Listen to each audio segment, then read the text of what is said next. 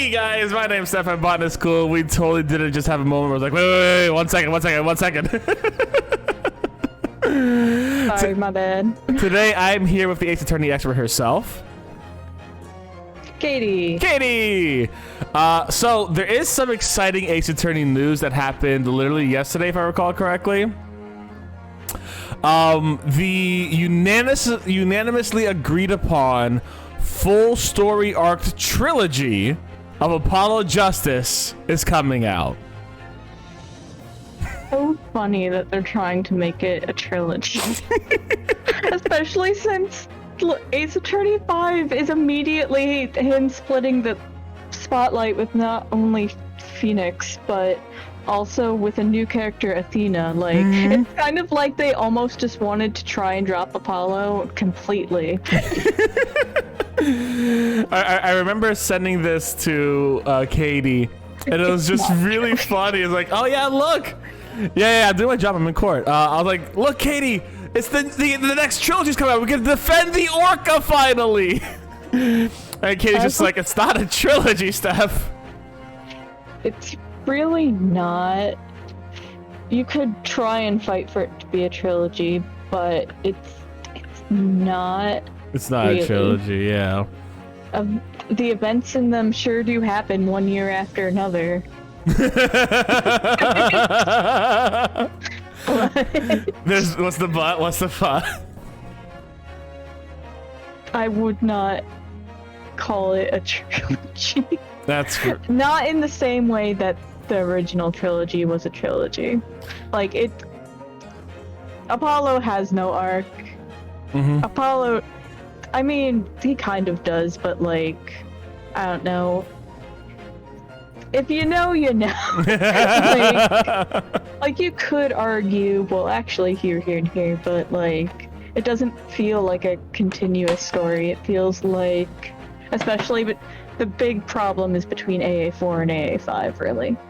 Gotcha. Like, AA6 feels like maybe it could be kind of, well, even, it doesn't build up like a continuous narrative. It feels like it doesn't have things that build on each other. It doesn't have arcs that build on each other. It's just kind of like 3 separate stories that take place close in time with the same characters. Yes. Oh, shit. Hold on, guys. This is gonna be really embarrassing. I'm not gonna lie.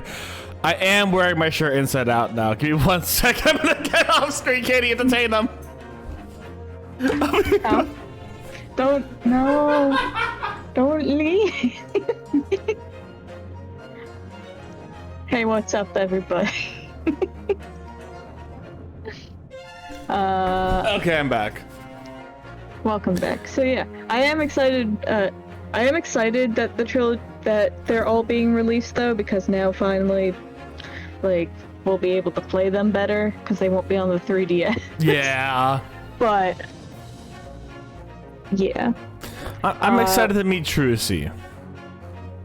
Yeah, Trucy's fun. And not see Edgeworth till apparently Game 6, which is really sad.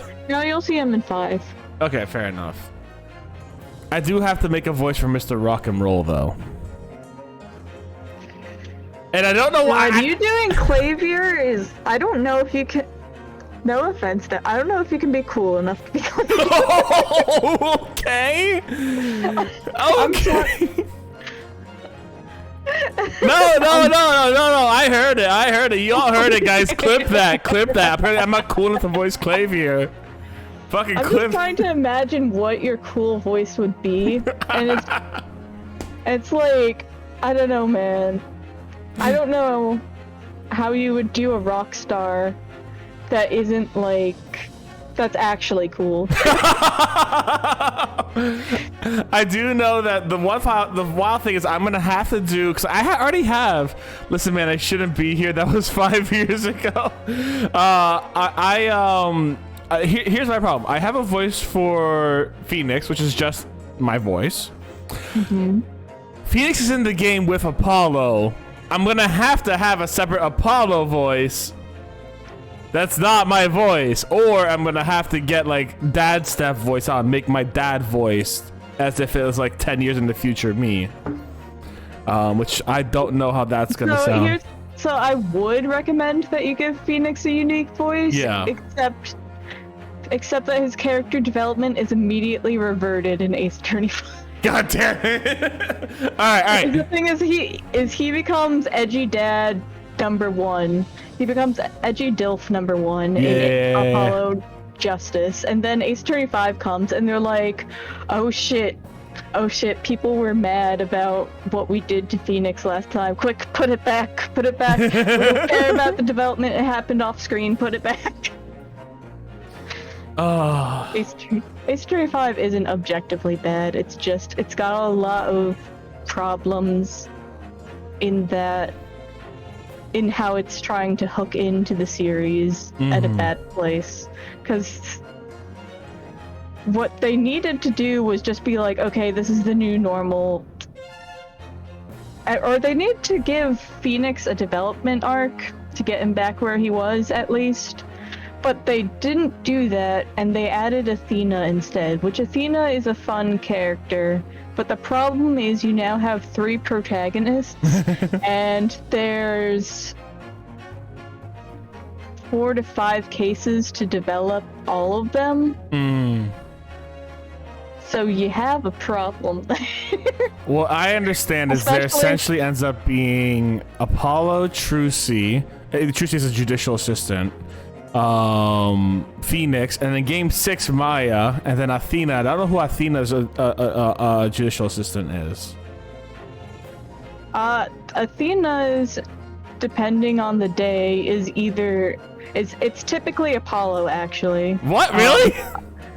That's what I mean by like, alright, spoilers hashtag, but like they jump ahead where it's like, Apollo, he's totally competent now, he's now mentoring Athena, and it's like, okay, I guess this happened. and then sometimes Phoenix will also be mentoring Athena. And I do like the Phoenix Athena one because that feels more natural, and it feels more like a flip on the Mia Phoenix, where it's like, okay, now Phoenix is the mentor. Because in Apollo Justice, he was a mentor, but not really. Because he was temporarily in his emo dad phase. Yeah, so he was a bad mentor. So now he's a good mentor, but they were like, well, we can't do this, but not to Apollo. Because he and Apollo have some like weird beef where it's like their whole relationship got smoothed over off screen. And then it's like, okay, we're doing this over now, Athena's here. And it's like, that's, sorry to go on a rant from nothing, but it's like, that's the main problem with AA5 is like, they try and like jam in new stuff and like carpet sweep all the foundation of Apollo Justice. So you're left with like a lot of like loose ends that you're waiting to come back that never do, and then just like not enough character development on any of the characters except maybe Athena. But then in Ace Attorney 6, Athena's in like the one-off case that has nothing to do with anything. So it's like, and that's, they just keep dropping the ball. They build a foundation, then drop it. Exactly. It's kind of like I love Ace Attorney 6 because it's very pandering. Yeah. But yeah. The most important question before we go: which is the one with the orca? Ace Attorney 5. Okay, who is prosecuting that one? Simon Blackwell. God damn it! I was hoping it'd be Edgeworth because I would want to say in Edgeworth's voice, fucking, yes, the orca's the murderer. Nope. And hear that bullshit argument he'd make. Oh. But it's not Athena doing that case. It is Phoenix. What? So. Wait, Phoenix is defending the orca, but this Simon dude is prosecuting the orca. It's a DLC case, so you don't play it until like the end.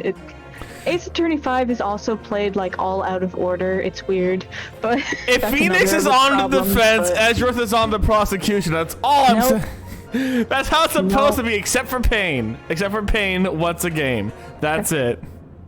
Now there's just a couple of things that are about that one where it's just like they're trying. I have a lot of thoughts, and until we start playing, it'll just be me ranting spoilers at you and then explaining my feelings on the spoilers. I don't want to like color it badly because like I don't think it deserves to be hated. It'll be fun, but not cohesive like the original trilogy.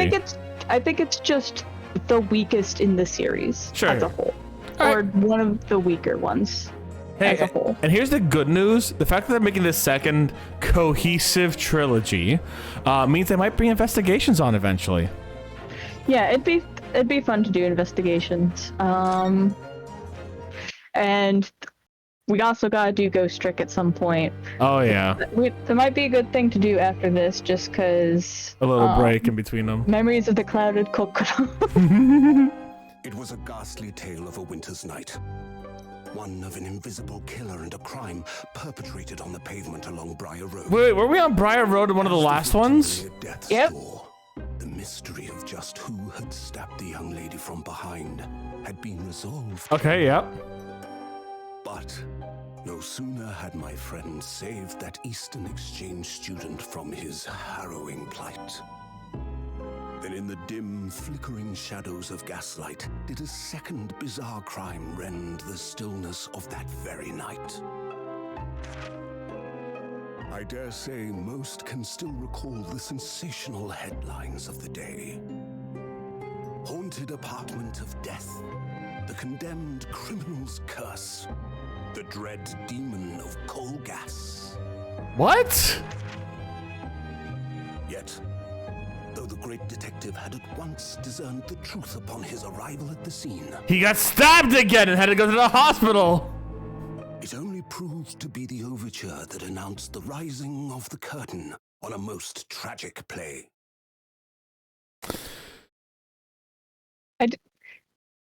This is yet another case where a lot of things I really, really love about The Great Ace Attorney are in it, but also a lot of things I really hate about The Great Ace Attorney are in it. I'm gonna take a guess. The things that you really hate about the Ace Attorney that are in it is that one sentence will solve everything and they don't say it to the very end of the goddamn case. No, that's a problem later. What I don't like is like there's some jokes in here that just seem like very out of character, where it's like the writers were like, haha, fat person, and like mean-spirited jokes like that. Gotcha. That's just kind of like, that seems out of left field. That's a bit asshole-y, yeah.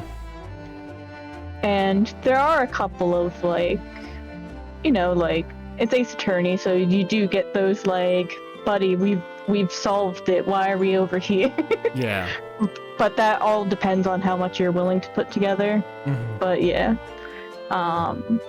So yeah. My name is Ryunosuke Naruhodo. I just got a letter from my cousin, Ryotaro Naruhodo, who I didn't know existed until just yesterday. God, I miss Ryotaro already. I'm a fledgling lawyer just starting out on my journey. 6 months ago, I arrived as a visiting student of law, having made the long voyage across the sea from the Empire of Japan to here, London, England. And on the way, in extraordinary circumstances, I made an acquaintance with a world-famous detective. Currently, I reside in the attic of the detective's own lodgings, from where I run my legal consultancy of sorts. I've successfully defended a number of clients in Britain's highest court, the Old Bailey. But since a particularly grueling and unforgettable legal battle 4 months ago now, I haven't returned to the courtroom. In truth, I lost my right to return.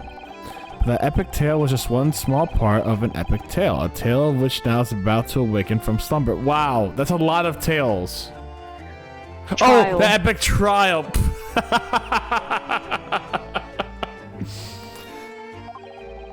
Thanks to the letter that arrived this morning from my homeland. Oh, okay. Gurgle. That was a weird sound effect. What a delicious smell wafting up the stairs. It must be nearly time for breakfast. I better go down to Mr. Sholm's suite and say good morning to the great detective and his flatmate. So is Susato gone by now? In this one, yes, We're gonna be jumping around timelines a little bit. It's fine. Wait, Right now, yes, Susato is gone. but we're gonna reminisce on that case 4 months We're ago. gonna reminisce on that case several months ago. Yes. Okay, gotcha. Ah, Bruno, good. I was just about to call up to you. The bacon's ready. Good morning, Iris. It smells delicious as usual. Before we eat, though, I have some news. I had a surprise this... Shh! Not another word, Mr. Naruhodo! This could be just the abstruse thing for my Where did I go with that? Where did you go with that? I think I was going like weird Southern preacher for a second, and I'm like, no. So it was like, and the power of Christ compels you. Was where I went by accident. For a split second, I went from Hairlock Sholmes to the power of Christ. This could be just the abstruse thing for my pre-breakfast stagnation, repelling mental stimulation, my dear fellow. Morning to you, Mr. Sholmes. Ah, yes, I see. Whoa! God! Dude! Personal space! Are you... Is he trying to give us a little kiss? Ah, yes, I see it, so that's it!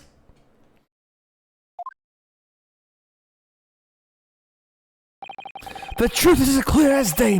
My faculties of observation have revealed it again. What are you talking about? You, Mrs. Naruto, you have this very morning met with a surprise. Well, is that not the case? Really, my dear fellow, it barely wants explanation.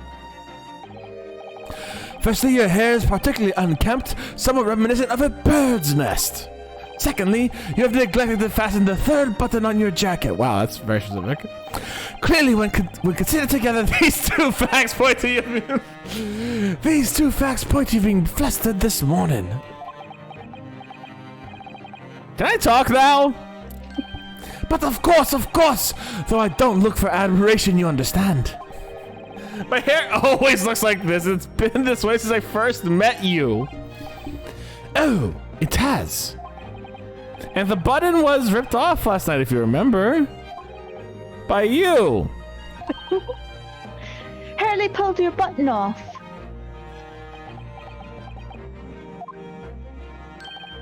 Ah, yes, I recall the incident now. It was after supper, was it not? I was doing my practice of the Susato takedown. I was trying to do a Susato takedown. You've looked so lonely without her. As the evening advanced, I picked up my violin and began playing the wailing notes of a haunting tune. But then, to my utter dismay, the third string snapped. Why did it happen? Why? God, when his fucking violin goes burst, so does everything about him, huh? Like, the violin is a metaphor for his mental fragility. Fucking he changes the violin and he fucking goes into depressive mood for God knows how long, and then thinks the world is gonna die and he's just like, I'm better off dead. But then he gets his violin back, he's like, hey, okay. His third string breaks and he fucking has a mental breakdown again, like, why? I must now steal and ruin the clothes of my good compatriot, Mr. Naruhodo. Little wonder then that in my vexation I grabbed the first button I saw and ripped it from its proper place. Why? Well, I'd like it back now, please. It's troubling me that I can't fasten my jacket. And it's troubling me that you expect me to know where it is! Somewhere there, about on the floor, one presumes. Helpful. What matters at the present time, my dear fellow, is simply whether or not my deduction was unerring. Unerring? Loki, thank you for your Unerring. Unerring. A hydration and a stretch, thank you very much, Loki. Oh, my back. Oh, God, that feels good. Oh, fuck, I felt good. How you doing today, Loki? Whew. Quick shout out, and we go on. Hurley, Bruno said it when he came in, didn't he? I had a surprise this morning. Expect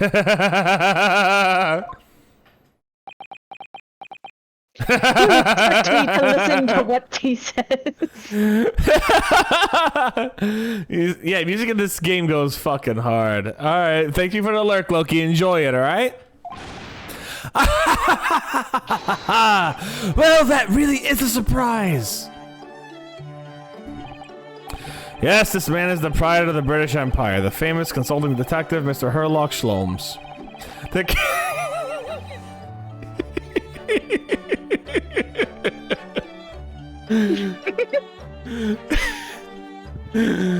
In Naruhodo's own imagination, he just does that fucking pose all the goddamn time. There can't be a single person in the world who doesn't know his name.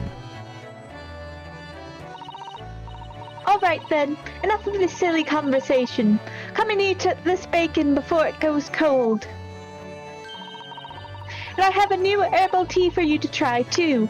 My latest special blend. He's slaying Ghost. And here we have Iris Wilson, Mr. Sholmes' lodger and companion, a truly exceptional young girl who's the author of the highly successful serialization here in London. Yes, The Adventures of Herlock Sholmes, as published in Rants magazine. You go, girl. You know what I find wild? So, like, it's been 4 months since Naruhodo has taken on the case, right? Yeah. How's he paid rent? I mean, I guess he gets a stipend. But, like, I'm surprised, like, fucking Sholmes hasn't... I don't even know if he gets paid for his jobs. I'm surprised Sholmes hasn't just, like, brought him out and been like, look at this, Mr. Naruhodo! I feel a murder and I need a deduction buddy. Like, I'm surprised he hasn't done anything like that. You know what I'm saying? Like, it feels wild to feel like, in this situation, Ryunosuke would even have the option of staying still for a day when he lives with Herlock.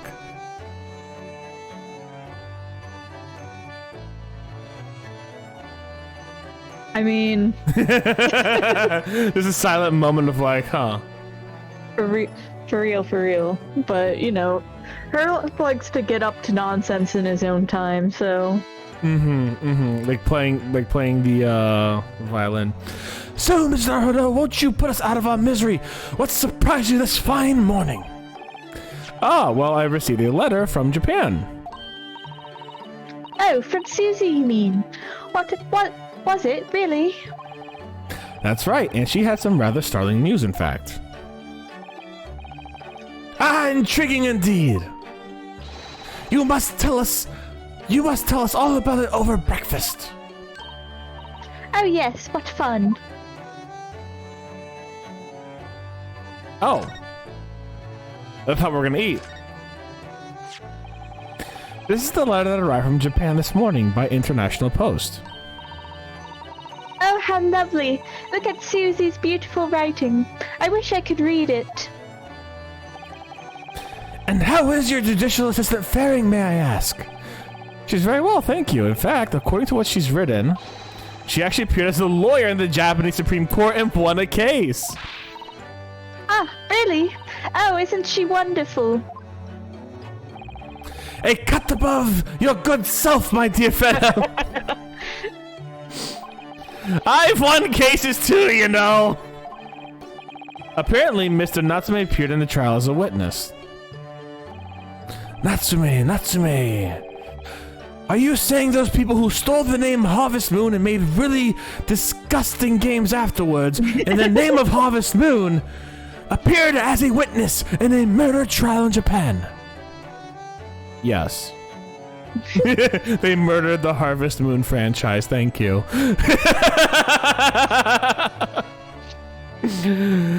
Only real Farming Sim fans know what I'm talking about. For real. No, I don't recall that name. Of course you do! We helped the man twice! You know, in those 2 cases that took place on Briar Road 6 months ago? Ah, the mustache twitchy man with the somewhat feline eyes and the mustache. Twice, okay. He didn't have 2 mustaches, Hurley. Not that attitude. Yes, who could forget those 2 cases? They made a very deep impression on me. Although I must confess the details are a little hazy now. A very deep impression they made on you. Clearly. So, what's this startling news penned by Miss Susato? Do you remember the case of the haunted lodgings, Mr. Sholmes? Ah, yes! It's very interesting, you know. I don't feel entirely uncertain that a case of that nature did not occur. He's totally forgotten then. Anyways, in her letter, Mrs. Sato asked that we read over her case notes again and investigate further. Though it took place half a year ago, for what purpose? Because it's something that Mr. Natsume said to her, apparently. He suggested that the real reason why she was called back to Japan so suddenly might have something to do with that case of the haunted lodgings. Oh? I feel like Sholmes also knows a lot more than he's letting on. Either because he's deducted it himself, or because he's just high enough to know that shit, and maybe like was supposed to be Kazuma's original contact either way, or something like that, right?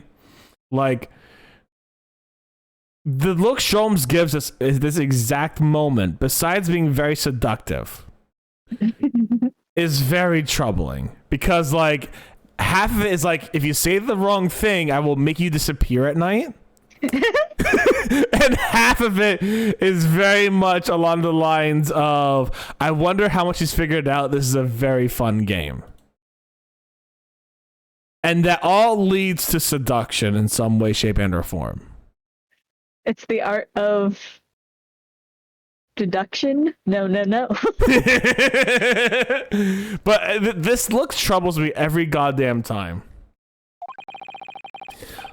On Mr. Natsume's return to Japan, Mr. Sato's father questioned him about the case, she says. And something Mr. Natsume said appeared to trouble Professor Mikotoba, prompting him to send that telegram. Oh, that case, yes. It was very strange, wasn't it? Herlock slays. Herlock does slay. Yeah. And I had compiled the whole story into a nice, neat manuscript ready for publication, too. But then Hurley here was all funny about it, remember? He was very mean. That story must not be published, he said. Very mysteriously as well. Really? I said that? Are you sure? Do you perhaps know something about it as well, Mr. Sholmes? About why Mr. Sato was suddenly told 4 months ago that she needed to return to Japan?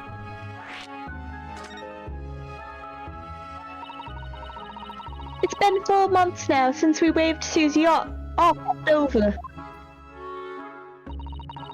It was such a shock, wasn't it? The way she just suddenly announced that she had to go back to Japan. Not only that, she did talk to Sholmes, before she left. Sholmes knows more than he's letting on. And I don't trust it. She met with him in the hospital because of the door flap. I mean, to be fair, no, I know she did that, but to be fair, that doesn't mean he didn't figure out more from that meeting, or just steal her letter straight up. Like we've talked about this man before, both idiot and genius. Like, I have no doubt. Pendulum be swinging. Which way is he going? And master thief of his caramel bars, but. He just his silence and choice of words are rather disturbing, because I feel like I know he knows more and he's just choosing not to say it.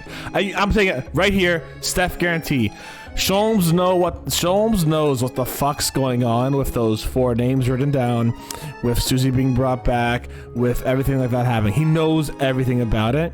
He's not sharing it for whatever reason, and I do not know what that reason is. My guess, the reason why he's not sharing it is because if he does share it, Iris knows that her father dies, and he wants to spare Iris that pain. I'm gonna give him a heart.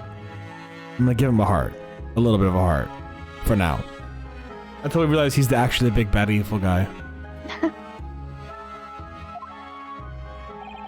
Indeed it was, due to a telegram she received from her homeland, I believe. That's right, telling her to return urgently. Yes, because her father had passed away. No. He said he was suffering from a high fever, of which the cause was unknown. He's not dead. But according to this letter, that news about her father's fever was just a ruse. A ruse? Susie's daddy lied to her so that she'd make the voyage back home. Why would he do that? Yeah, Shlomes, why would he do that? I have to admit I have absolutely no idea, but she believes it's almost certainly related to the case of the haunted lodgings.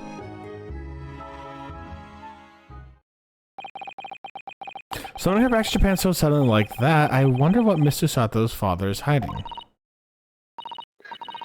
Harley, do you know what it's all about? He's in gear! Ah, well, who can say? Which means, yes, I do absolutely fucking know. But I'm not gonna share it. What? But you said... Please, I have engagements, my dear fellow. My calendar is quite surprisingly full today, as of 5 seconds ago. An extended analysis of the matter would be excessive, I feel, even if I were quite at leisure. So, man the fort in my absence, won't you, Iris? I will, Hurley. Don't worry. See you later. He's at the pub being like, bartender, another pint, please. The entire goddamn time. He scuttled off rather quickly there. Or he's just like, Your Highness the Queen, I am here to tell you that I need to play with your corgis today. Like, he's not doing any I'd love work. to do that. I know, right? But he's not doing any fucking work. He's legit just faffing about. Man, he's gotta earn his salary somehow. Like, he do be paying money to live here. I'm pretty sure Iris earns that salary. Let's be real. Herlock does the actual detective stuff. I don't think he ever gets paid for that. I think he gets paid via Iris's fucking stories about him. That's my guess. Anyways, I think perhaps Professor Rico Toba isn't the only person hiding something here. Whoa! Really? Did you dance deduction that? Did you have to dance deduction that? Seki-san was involved in 2 cases, but only one of them was forbidden from being published. By, of all people, Mr. Sholmes. Aha! I found them at last. Susie's notes. Iris, are they... The notes about the case, that's right. Susie and I compiled them here. Together. Why I say here, I don't know. The case of the haunted lodgings. Do you want to read them, Bruno? Absolutely! Thank you, Iris! What if he just said no? I know, I was about to make that same exact joke. I was going to be like, no, I'm going to go back to bed. I had no idea what secrets could be hiding in the shadows of this case, but perhaps if I read over the notes again, something might come to light. No! Doesn't mean that got out! That's the spirit.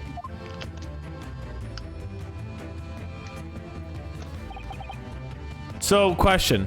Is this case going to be one where we just do the jury, no investigation, or just one going to actually have investigation in it? There's gonna be investigation. Oh, hell yeah. And so, Iris and I decided to read over the case notes again together. Everything from what happened to our investigation and the fierce battle in the court that followed. Reliving every detail, I just need to find a clue, and I have all the time in the world. Because, of course, I'm no longer allowed to practice law. Wait, what? Yeah, it's stupid. They got pissed at you for defending a guilty client. Like, it's not your job. Oh, no. That's right. With McGinnis or whatever his name was. McGilded. Yep. No, it's like, that makes sense. Sense. I literally just arrived today. Why am I banned from law? Yeah. Like, Strongheart is the one who assigned me not knowing fucking anything to this case. Why?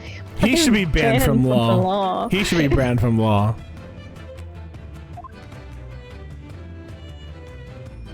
Alright, let's see what we got here. Oh, look, Ryotaro Naruhodo comes in to take Ryunosuke's place. It was 6 months ago, a mysterious incident that unfolded in the wintry streets of London. A young woman was found lying on the snowy pavement of Briar Road with a knife in her back. Fortunately, her life was spared, but she was unconscious for several days following the incident. The fog was thick and nobody saw her attacker, but by the cruel twist of fate, a visiting Japanese student was walking behind her at the same time and was duly arrested. That man was Soseki-san, and the man who effected his arrest was Sholmes. Believing in our compatriot's innocence, Susato and I decided to represent Soseki-san in court. And after a grueling trial of many twists and turns, we finally managed to prove his innocence. Fair enough. Joyful, joyous, jubilation! Was the man's reaction after that trial. But his jubilant jubilation was short-lived.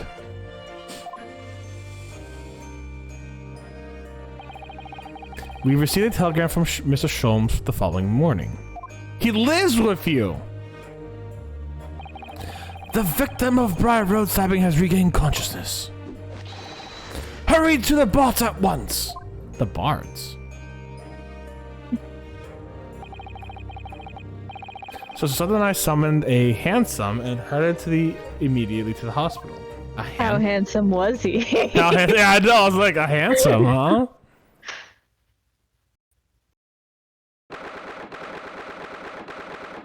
There's a rat in this hospital. Look at the little rat. Squeak, squeak. Squeak, squeak, motherfuckers. Oh, it's behind my head. Y'all can't even see it. There you go. There you are at last. Good morning, Mr. Sholmes. I think not. Oh. You're late. What on earth took you so long? Your telegram only arrived at 5 o'clock, Mr. Sholmes, and it's a 20-minute ride to the hospital.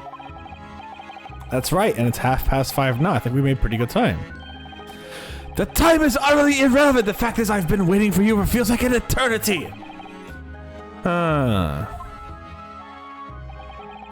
In point of fact, I myself awoke at 4 this morning by a telegram boy.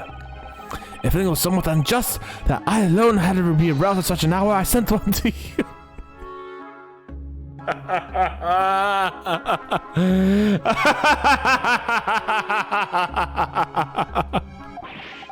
Well, thanks for that, asshole. Anyways, you're here now, so the victim is over there. She's only just regained consciousness. You should introduce yourselves, and I shall observe from here. Stu's getting server maintenance? Ooh, good luck. So that's a lady who was found on a snow-covered pavement with a knife in her back. Her name is, yes, here we are, Miss Green. Where is he hiding, though? Oh, so they're not gonna put him in a funny place that they always do, like upside down on the ceiling or some shit? Come on, that's tired. Is it? Good morning.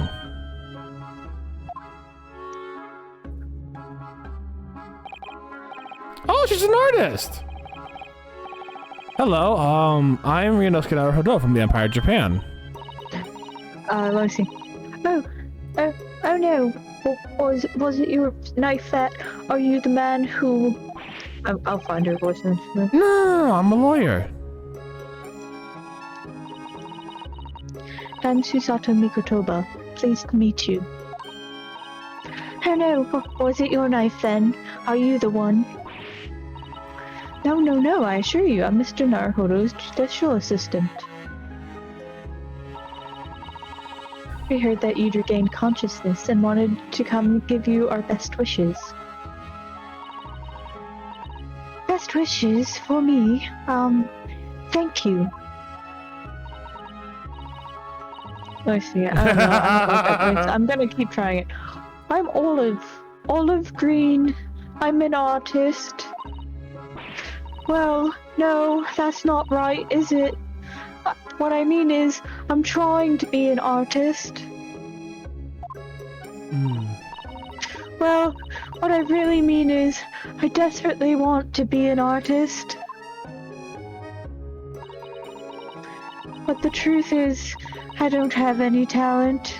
I know I don't. Aww. It's no wonder I was stabbed in the back. I don't think that's related, actually. Gosh, this young woman seems to bend over backwards to put herself down. Seeing as we're here, we should ask her about what happened from her perspective, I suppose. Suddenly was struck in the back by a blade as you were walking along the pavement. What a terrible experience you had, Miss Green. It was so cold that day, and the fog was so thick. I couldn't see a thing. That was 4 days ago now, I think. Is that right? Yes, that's right. I'm afraid you've been comatose all that time. But this case has been solved, hasn't it? While I've been here at the hospital, I mean. Indeed it has, my dear madame. Spectacularly by none other than I, Herlock Sholmes. Mr. Sholmes, as you all know, it was Mr. Narhodo's hard work in court that's finally solved the case. Are you yet to hear what happened, Miss Green? Yes, I'm afraid so. A gentleman from the police force is supposed to be coming to fill me in shortly. Oh, I know what voice I'm gonna have to do. Oh, I see.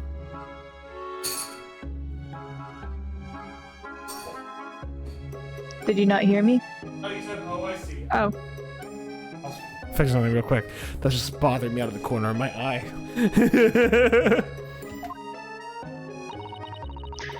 Me coming round seems to have made everyone frantically busy. I'm so sorry.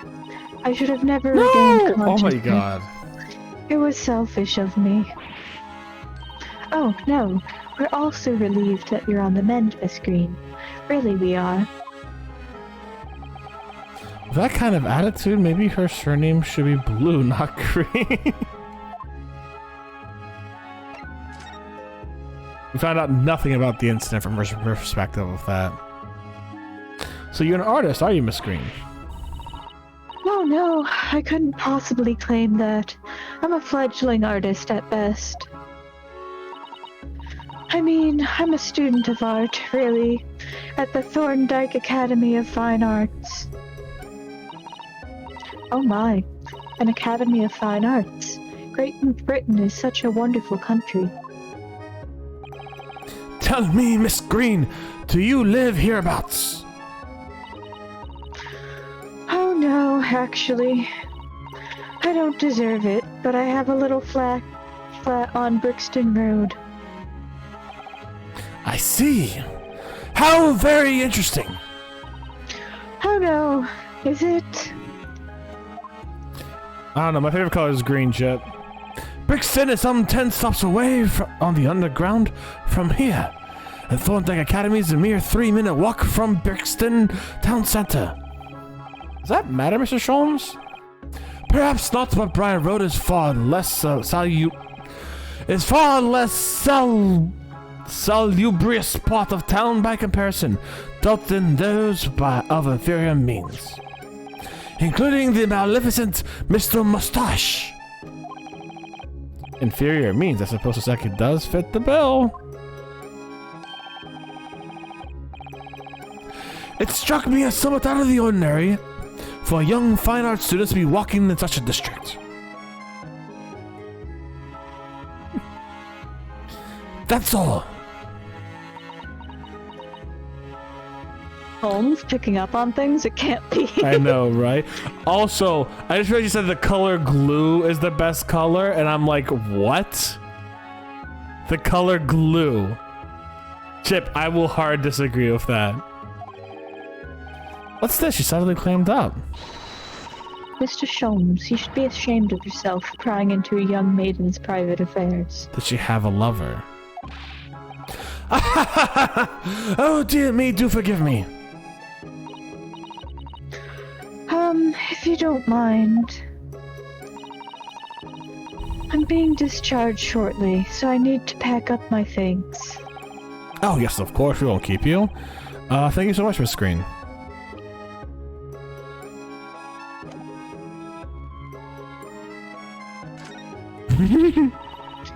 Ah! Eek! A mouse, Mr. Naruhodo. An enormous mouse. Vermin in the hospital doesn't seem the best. But it looks like a very healthy specimen, doesn't it? It's very plump. I'm not sure we could say that's down to the excellence of this facility, if that's what you're thinking. I want to see this painting down here. Oh, I guess not. What? Well, let me see the painting, huh? Look, there's a photograph in the frame here. Oh yes, it's a picture of a young gentleman. Favorite color is purple. Wow. Ghost said glue and I went with it. Glue. What? Glue? Did I say blue or glue? I'm sorry, I'm lost here. I lost chat, even though I know you guys haven't been like going crazy. He looks to be about the same age as Miss Green, I would say.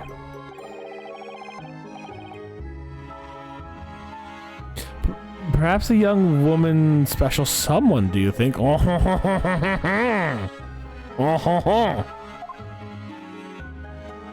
I mean, in the photograph, there's a photograph blurry in the background that kind of looks like Miss Green kind of going like a ooh woo thing. You know, putting her fingers together. My, Mr. Naruhodo. I didn't know you had a sense for matters of the heart. Not in the least. I sincerely said the first thing I thought of. Asexual fucking representation. Let's go, Runosuke. Or aromantic, I suppose.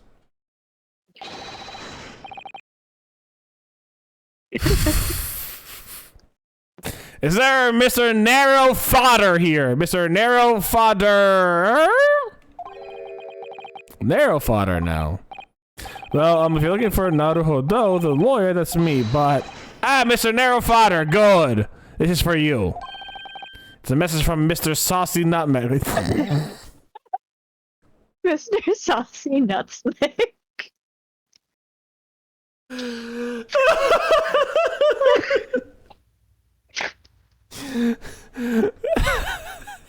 Holy shit. Racist Brit. Oh, did I miss something? Mr. Nottsmith sent a message to me?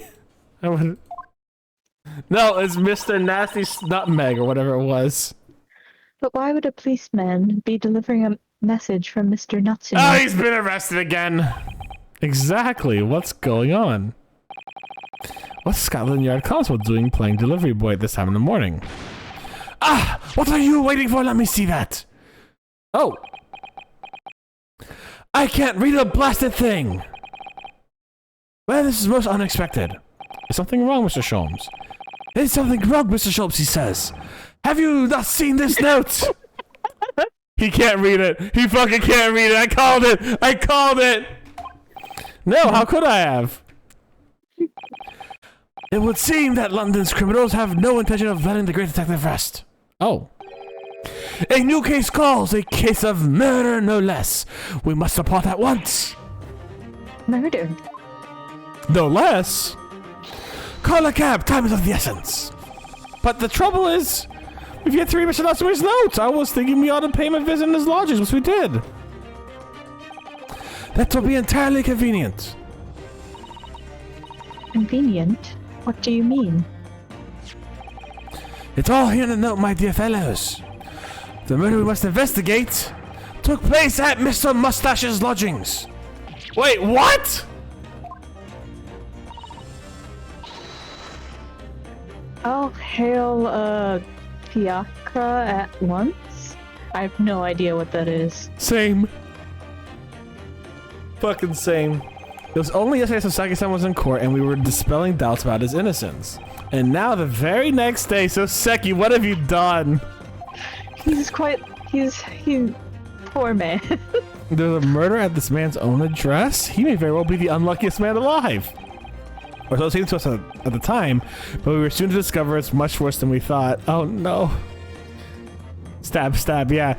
Here's what's gonna happen. So Seki-san slipped cooking and his knife went from his hand all the way into the back of the other guy. And then he died. I'm excited for this next part. It's great. Uh-huh. Uh-huh. Am I excited for it, Katie? You should be. Okay.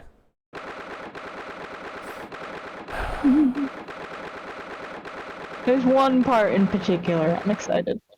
More than anything else, and I won't say what it is, but you'll probably die laughing. It's Wagahai, isn't it? It's not Wagahai. Damn it!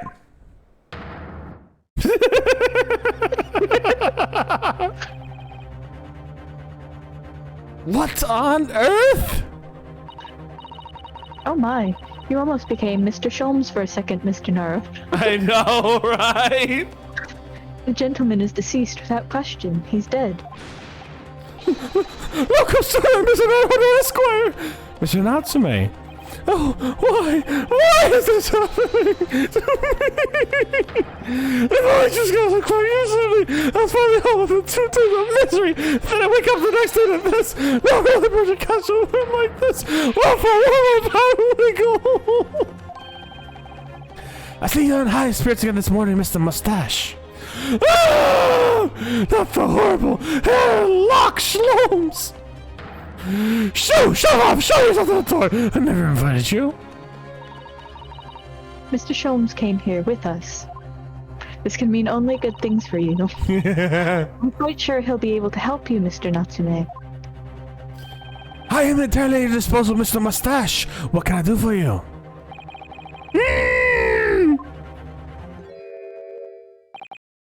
Hey, here they are already. The busybodies. Ah, Inspector Gregson, what a pleasant surprise. Pleasant, is it? Gives me heartburn every time I see your face at the crime scene, Sholmes. Are you sure it's not the amount of fish and chips? Ha! I deduce, Inspector, that your heartburn is a result of your excessive consumption of fried. High five, Sholmes! You're on the Ace Attorney wavelength, Steph. Fucking, they're fucking having a dunk off, and oh boy, it's getting sizzled up here, baby. Alright, one more time. Ha! I deduce, Inspector, that your heartburn is a result of your excessive consumption of fried foods. Good morning, Inspector. This is a crime scene. Don't you touch anything. Or good morning to you too, Sunshine. I was actually gonna ask, where's the sunshine? I'm not gonna lie. That's what he calls you. Yeah, he does. I was like, where is it? Okay, so there seems to be a castle, a play, a lockbox, a light. I do love how it feels like Soseki is wearing the Crocs with the formal attire. Like, I know that's like not like, it's just funny to see like open-toed shoes with a tux, like, or not with a tux, suit. but you know what I mean. Yeah. Like if it was a kimono, completely acceptable, but the combination is quite funny. Oh yeah, hands off! You're gonna mess up my crime scene. No, I just wanted to look. That's all. No chance. I know you're kind. You'll mess it up just by looking at it. Ugh, someone's in a bad mood. There's certainly something bad in there, isn't there? All right. Sounds like I'd better talk to the inspector first and try to curry some favor.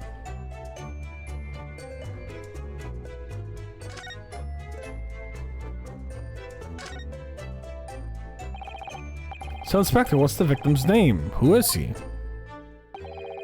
Mr.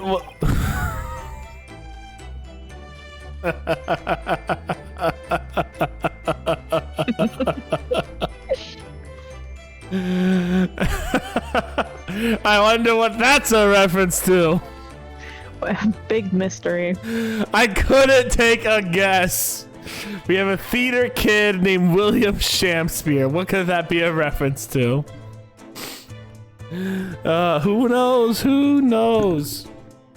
Mr. William Shakespeare.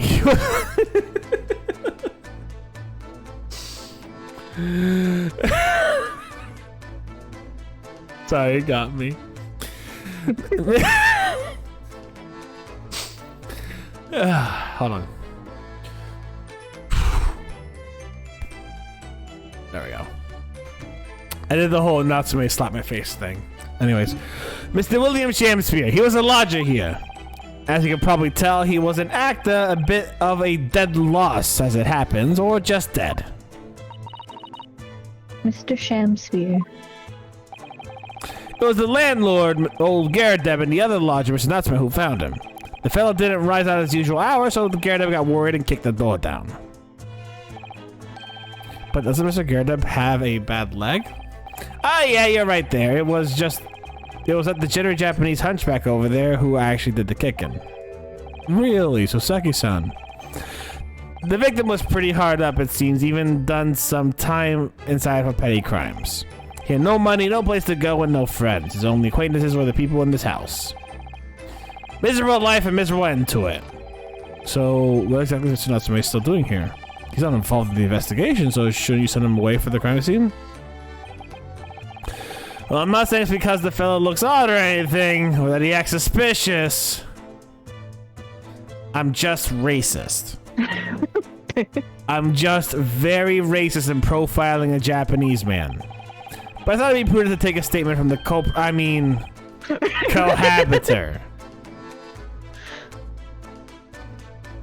Yeah, it's pretty blatant. You nearly said culprit there, didn't you? Oh dear. Mr. Natsume appears to be under suspicion again. It clearly seems that way. He does just come across as such an odd fellow, doesn't he? Poor man. How unfortunate. Let's definitely not blame the fact that Gregson is a fucking racist. Anyway, can't say much until the coroner gets you. But I don't think the fellow's been gone that long. Body's still warm. Even if he starts with that, I don't think I could bring myself to touch that body. Would I want to touch a dead body?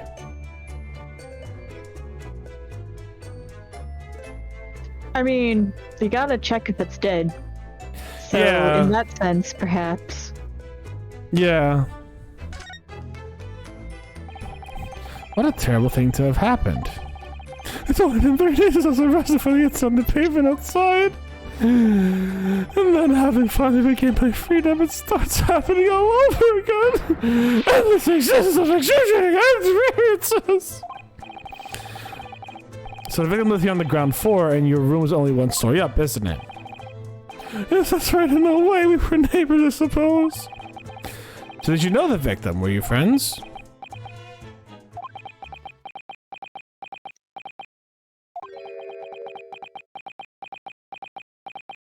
I mean, to be fair, you can kind of see where Gregson has a point.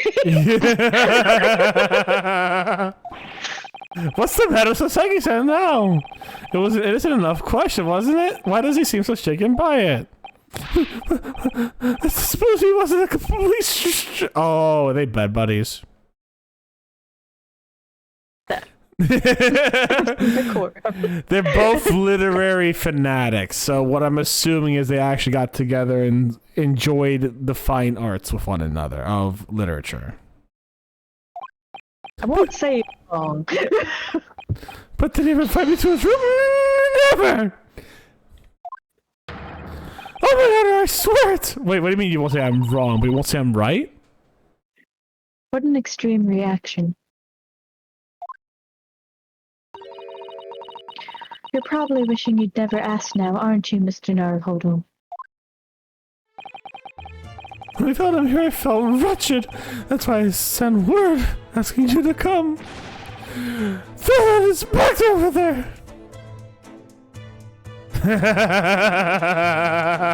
I see you, Sholmes. What were you saying a few minutes ago, Katie? That it's overplayed? Never could be.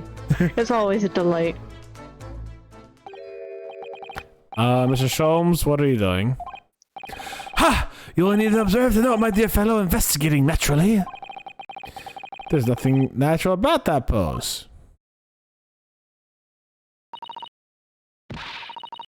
Mr. Sholmes, have you made some miraculous discovery? Patience, my dear madame, patience. We've not been in this room for 5 minutes. So far, all I've managed to deduce is what's actually happened. My goodness.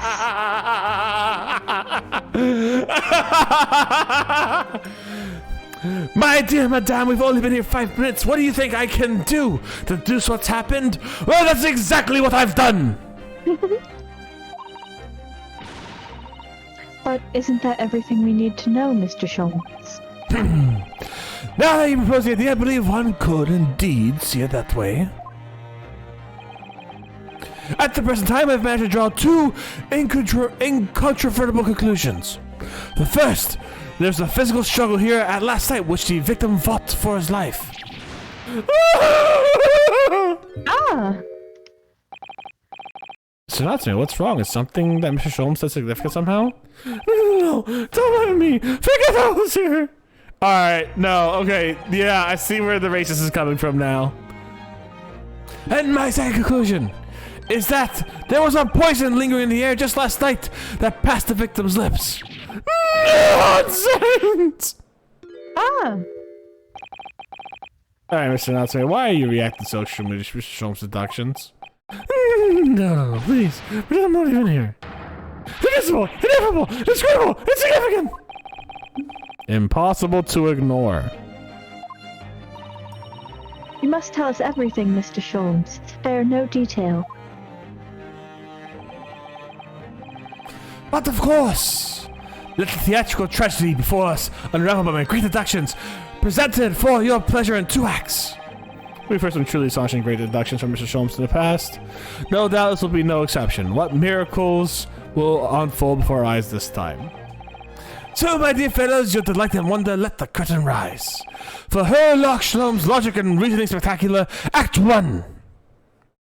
Dance deduction, let's go!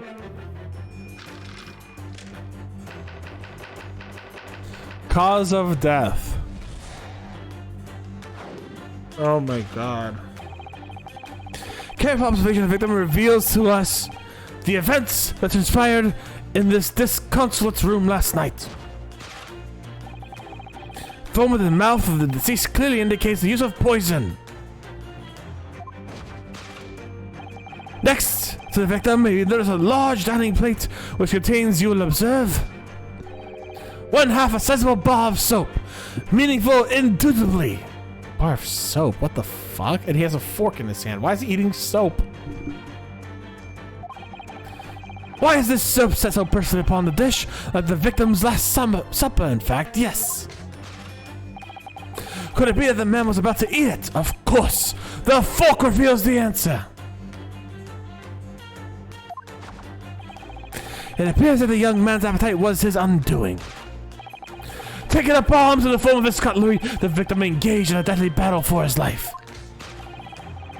The struggle against his hunger was in vain, for in the end, he could not resist devouring the slippery feast.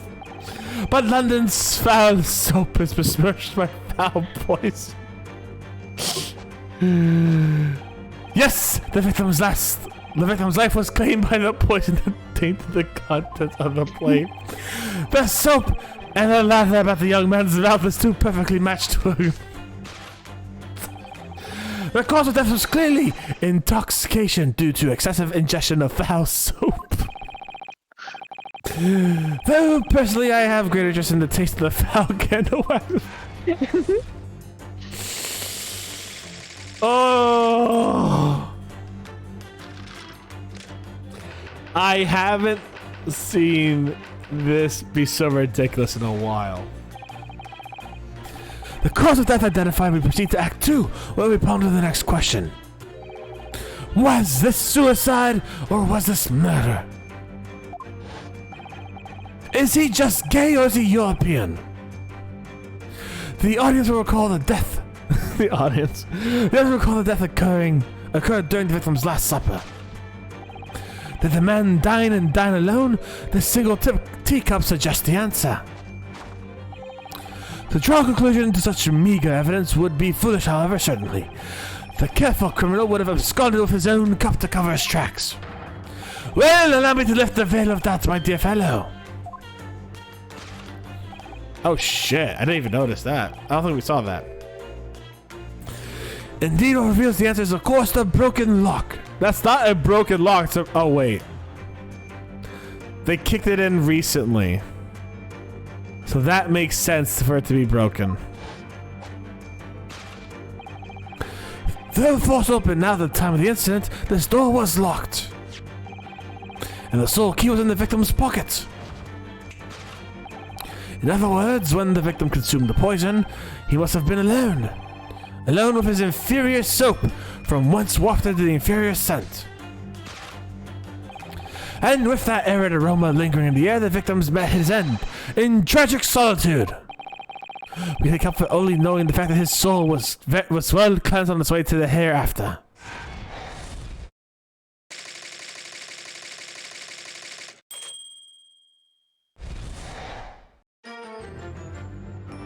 Flawless reasoning. A+. That concludes the final act of... Oh my god. Alright, let me tell you what this guy's reasoning is. This dude was in a fist fight with his hunger and lost. Therefore, he ate soap that poisoned him and accidentally killed himself.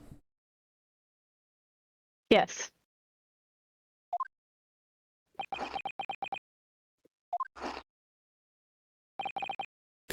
There's just one thing, Mr. Sholmes. You're disposed to identify just one thing, aren't you, Mr. Ardo? Pray, what concerns you? Well, no matter how hungry he was, do you really think the man would have eaten soap? It's quite apparent that this man had barely a penny to his name. It's a curious thing, but to one so destitute, soap can suddenly appear quite irresistibly appetizing. How extraordinary. In truth, I've tried a little soap myself in the past. You may notice its effects on my wonderful deduction. You've eaten it, you mean? My dear fellow, it was some time ago now. My postulation was that it would cleanse my... Just think of the vine where it's like, no, do you have any shaving cream? No, I don't like the way it tastes. You eat it? Why would I eat it if I don't like how it tastes? Exactly. Someone just plaster Sholmes' face on that vine. Yeah. And did it? As I writhed in agony on the floor and split the contents of my stomach, yes, I believe it did. It spilt the comics. It spilt the contents. The experience taught me a valuable lesson, though. Soap is quite poisonous. It has an unpleasant taste and leads to great discomfort. In summary, I cannot recommend it. Believe me, I wouldn't need it even if you did. There's something that troubles me as well, actually. Oh, what's that? It's Mr. Natsume. No. I couldn't help noticing him shuddering and quivering out of the corner of my eye. That was out of the corner. Very subtle it was. Could barely pick up on it. Yeah, very, very subtle. Almost as if Mr. Sholmes' deductions touched a nerve somehow. Nonsense! That teeth episode didn't last. I think, judging by Mr. Natsume's reaction, the great detective's deductions may need some gentle corrections in order to reach the actual truth. Yes, Mr. Sholmes' observations and deductions are sometimes a little too sharp. He has a tendency to hit the nail on the side of the head and drive it into an obtuse angle. He seems so proud of it. He seems so fucking proud of it. When he does that, it also has to straighten things out. Alright, then let's see what we can do. Yes, we must pick out the keywords in Mr. Sholm's quite brilliant deductions, and discreetly exchange them for something that makes a little more sense. If we can do that, I'm sure we'll arrive at what Mr. Sholmes meant to say in the first place. In that case, are you ready for the second performance of the day? Once again, my dear fellows, for your continued delight and wonder, let the curtains rise. For Herlock Sholmes' Logic and Reasoning Spectacular Act 1. You see, I look at Herlock in this specific light, where he has what he wants to say, but he can't say because he doesn't have the proper words for it. And I feel him. There are times when I just legit I stop speaking and I go, sorry, word finding issues. Katie's heard that. Finding issues. He ate soap. Listen. Sometimes you have to put in words that don't make any sense to say what you mean, because it's the closest. If other people can't understand you, that's their problem. Exactly. Do you know how many times I've done it? Enough. Anyways, has it gotten me in trouble at work? Once or twice, but you know. I have gone like, yo, listen, I'm having word finding issues. It's the thing, and it does this, and yada yada. And they're like, what the fuck is that? And I'm like, it's basically a rabbit. You know, it's not a rabbit. I don't even remember what it was now.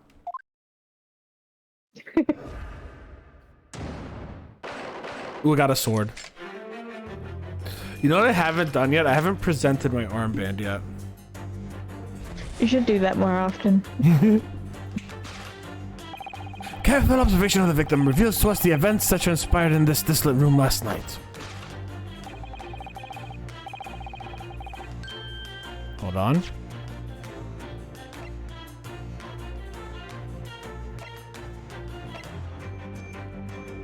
We still have this, huh? Ooh, sussy.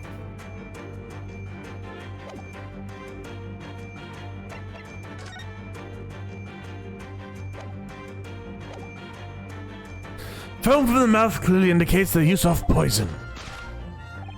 Next to the victim, we notice a large dining plate which contains, you will observe, half a sizable saw of soap, meaningful indubitably. Why is soap set so purposely upon the dish that the victim's last supper, in fact? Yes. Could it be that the man was about to eat it? Of course, the fork reveals the answer. I like how Nathan was just like staring at our souls. Well, you can't deny the fork implies the man was eating something or about to eat something. Yes, that's true. If I were to decide to eat some soap, I should prefer to use a fork than attempt it with chopsticks. Weak. And of course only half the bar soap is left on the plate. But might there not be some other explanation? Something material that proves whether or not the man really ate some soap.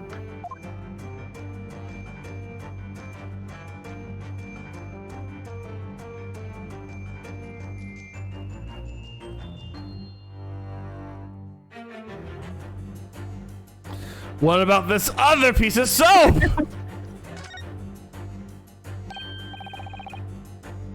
Look, there's more soap on the floor here.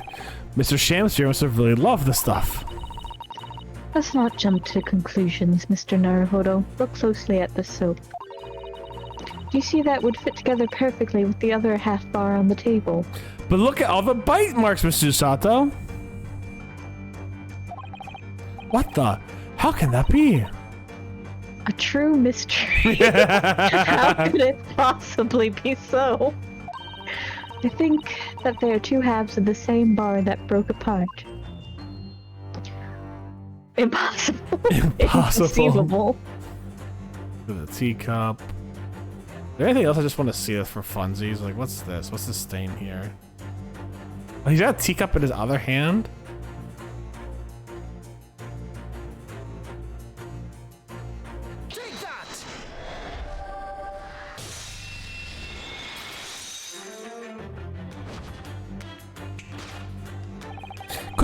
Could it be that the man was about to eat it? Of course! The other piece of soap reveals the answer.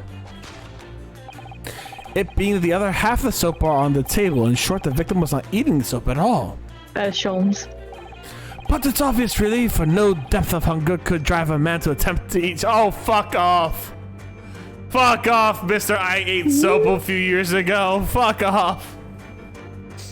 Well, he wasn't driven by hunger. He was driven by scientific curiosity. It's entirely different. Okay, fair enough. Even I, with my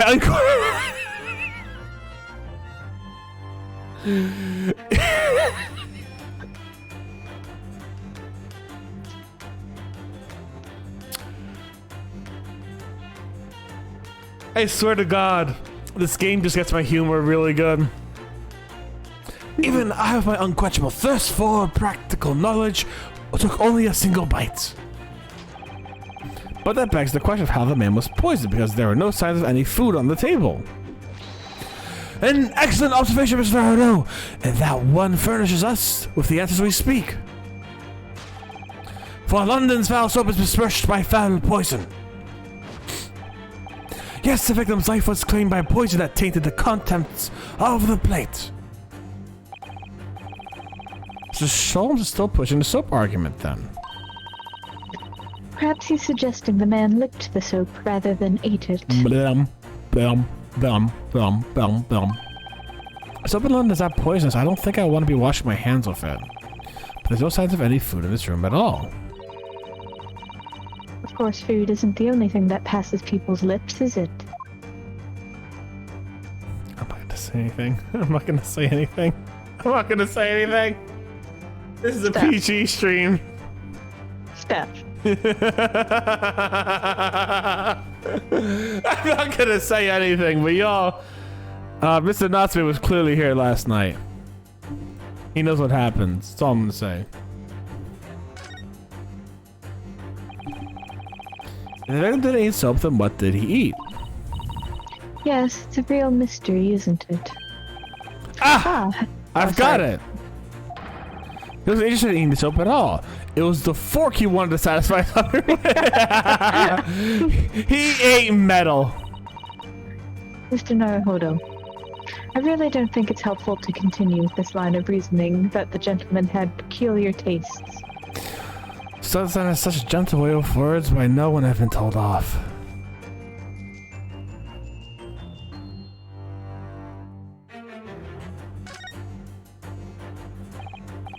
Yes, a Western Vestal for serving the infusions of dried tea leaves. You could call it a cup. A teacup, Mr. Naruhodo, as you well know. Stop putting on airs. And it's empty. So we've already established that the victim wasn't eating soap when he died. However, there's significant evidence to suggest that he was drinking tea. My thoughts exactly. Can I see his other hand or no? What do we have here? I'm curious. The contents of the plate is just soap again, isn't it? Well, you know there's a saying in Japanese, don't you? If your food is poisoned, you might as well eat it, plate and all. Well, there's an image. All I can picture now is the victim first taking a bite of the soap and then the plate. The soap is like some tofu and the plate's like a giant rice cracker. Oh dear, that sounds like a very bland combination. It does, yeah. Take that!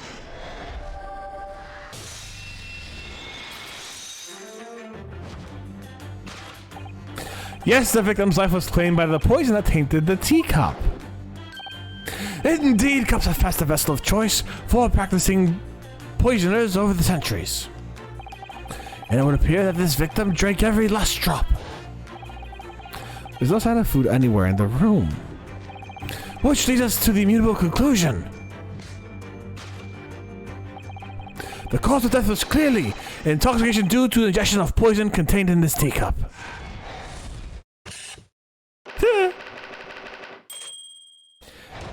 Alright, you want me to tell you what my actual guess is? What's that? Mr. Natsume doesn't know what allergies are, and he gave something to the guy that he was allergic to, tea-wise. Fun theory. Yeah. That's like, I think it's an accidental, I think it's manslaughter. Or what would it be called if you accidentally gave someone that something they were allergic to? Like, if it was on purpose, that would be like a 3rd-degree murder or something, or maybe even 1st degree if you're planning on killing them. But like, if you accidentally give someone something they're allergic to and they get in trouble and they die, I think manslaughter. I mean, I guess like depending, like manslaughter might be one. I feel like something negligence is something, I don't know, but like you might also not be actually get. I don't know. I'm not a legal expert. I feel like if you were like, if you had like a restaurant, there's something you can be got on if they like said like, and don't serve it with shrimp, and they just scraped the shrimp off and then served it to you anyways because they thought you were being a weird picky eater. Like, I think that's different from manslaughter, but I don't know. All right, well, I will see if I have any lawyer friends that I could ask this question to. Like people who put like actual milk instead of soy milk, even though that could make people really sick. Oh yeah. If they have like, I feel like that's something, and I don't know if manslaughter is the word for it, but it's like you should be charged with something. They said not to do this, and you did it, and you got them sick. Yeah, for sure. The cause of death identified, we proceed to Act 2, where we ponder the next question. Was this suicide or murder? The audience will recall that the death occurred during the victim's last supper. Did the man dine and dine alone? The single teacup suggests this answer. Ah, the Western vessel for infused hot drinks again. It's already featured heavily in our deductions so far. Yes, we can imagine that shortly before his death, Mr. Shamspeare was having a drink of tea. There'd be nothing remarkable about that, but what troubles me... This turned out to be his reaction when he heard Mr. Sholmes suggest it. There's more to this deduction than it seems. We must closely examine the scene of the crime again for some more clues.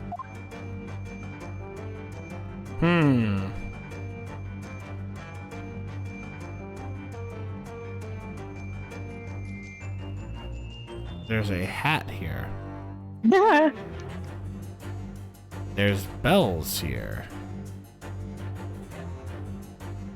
There's a single teacup.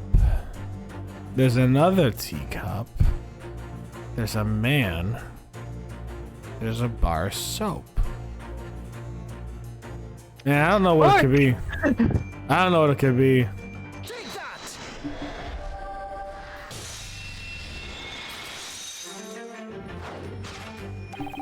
Did the man die and die alone? The other teacups suggest the answer. Yes, there were 2 teacups in the room all along. Oh! In other words, this is a strong indication that at the victim's last supper, there was a guest present. At the very least, we can say now with certainty, that somebody else was here in the room last night taking tea with the victim. What are you talking about? Utterly unbelievable and justly unreasonable. To draw a conclusion on meager evidence would be foolish, however, certainly. In which case, what more can we deduce about this possible guest at the table? Well, allow me to lift the veil of doubt, my dear fellow. Do you mean to say you know exactly who was in the room at the time of the victim's death? Indeed! What reveals the answer, of course, is the broken lock. I'm not sure I like where this deduction is going now. I'm afraid it's too late to go back to the Hackalon days of eating too much soap. But the identity of this guest who was here last night and the victim passed away is something I have a very bad feeling about. Well, try to ignore your feelings, but we cannot ignore the truth, Mr. Naruhodo. No, I suppose not. Time to look around again. I wonder if there's Japanese writing on it. It's empty. Empty of liquid, but full of air. That makes you think, doesn't it? Makes me think that you're full of hot air. We should be thinking about who else was in the room at the time. Bother. Susato-san's quip in response was cleverer than my original riddle.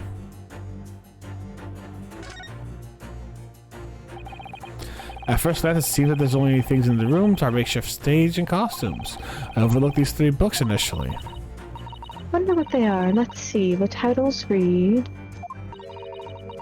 The Picture of Monsieur Lacroix, Canterbury Yearnings,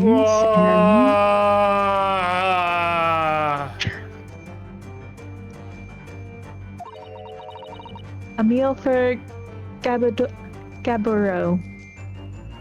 Did they reenact A Meal for Gaboreau? And they just died.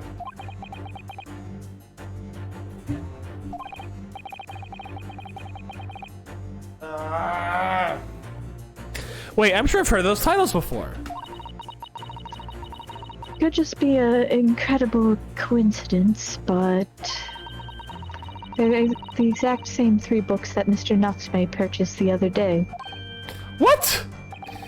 Yes, on the day of the unfortunate incident when Miss Green was stabbed, Soseki had just been to a bookshop and bought them. That's right. And now those 3 titles are here in the room of the victim. Yeah, Mr. Natsume claims to have never been here before. What does this mean, do you think? I really don't know what to make of it.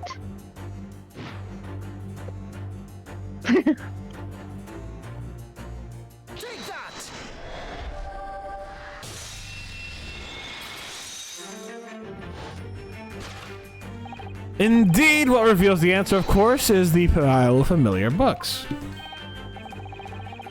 Quite so, it's only requisite that these 3 titles here in this book room, there's a link to the truth.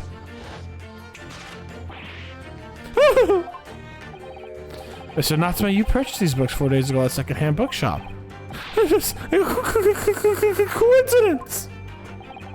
In that case, will you be able to bring the same 3 titles from your own room, will you not? This very moment!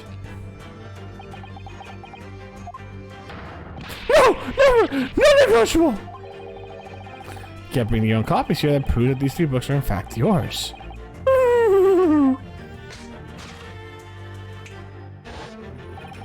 Having purchased the books 4 days ago and returned to your lodgings, you were arrested the very next day.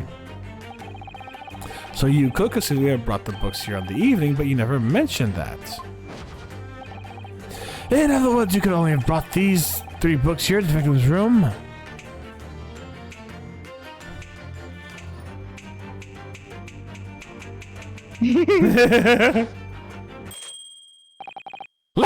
Last night, having returned to your lodgings after the trial concluded at the Old Bailey.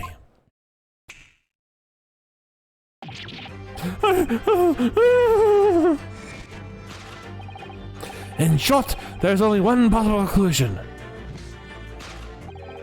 The victim died here in his room last night as a result of poisoning. And that same night, the victim had a visitor.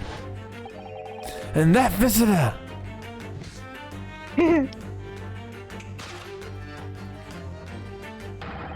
was you, Mr. Soseki Natsume.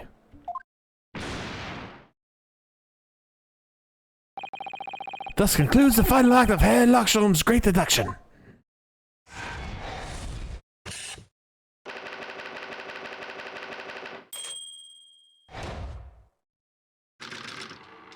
Fuck me.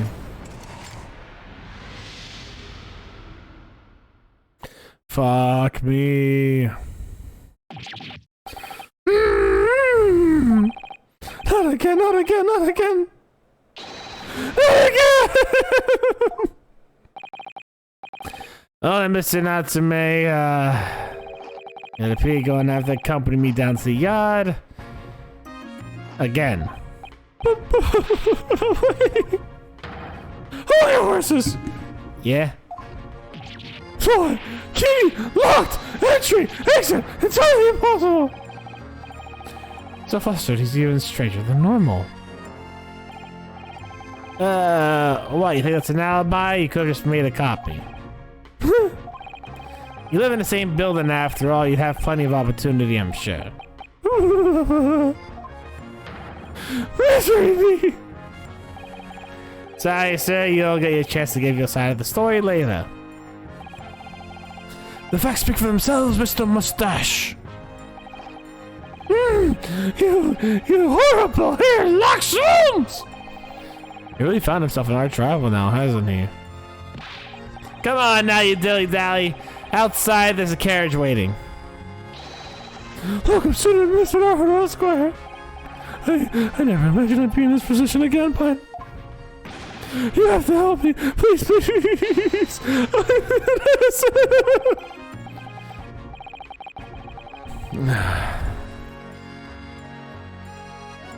Alright, I understand. We'll come to your cell later and talk about it. Oh, yeah? Hey, poor little kitty cat. Please give him breakfast for me.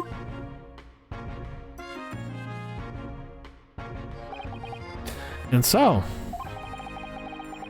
his evil curse still apparently unbroken. Sekisen found himself once again the prime suspect of a case of murder. Thanks to the incriminating deduction of the great detective. My dear fellow, that honor belongs to you. Yeah, kind of does, doesn't it? My dear fellow, I can accurately say that it was not I who drew the conclusion. Instead, I forced you to draw it by saying bullshit for a solid 10 minutes before. Well, at least that means Inspector Gregson is no longer here. We can examine the crime scene in more detail now. Yes, that's right. Ah, and of course. What? Have you forgotten what the inspector mentioned before? It was the landlord, Mr. Gairdeb, who discovered Mr. Shamspear. Ah, Mr. John Gairdeb, yes. I expect we could find him in his sitting room in the top floor as usual. Right, we must remember to go up and talk to him later then. I'm just kind of like reclining a little in my seat at this point, just like, what do we got here, baby? And if you can't hear me, make sure you tell me. Alright. Clickety clickety. This is some sort of makeshift stage, I think, isn't it? Where does the audience sit, though, for the nightly Shakespeare performances? Actors aspiring to the great stage must practice their art, Mr. Naruhodo, with or without an audience. In fact, on a related note, perhaps you should set up a mock bench for the defense in your office. What? Then you could practice your art every single day. I'll think about it. If you promise to don a beard and play the role of judge. Me dressing up as a man, I don't know if I could. Well, if that would help you achieve your goal. This I have to see.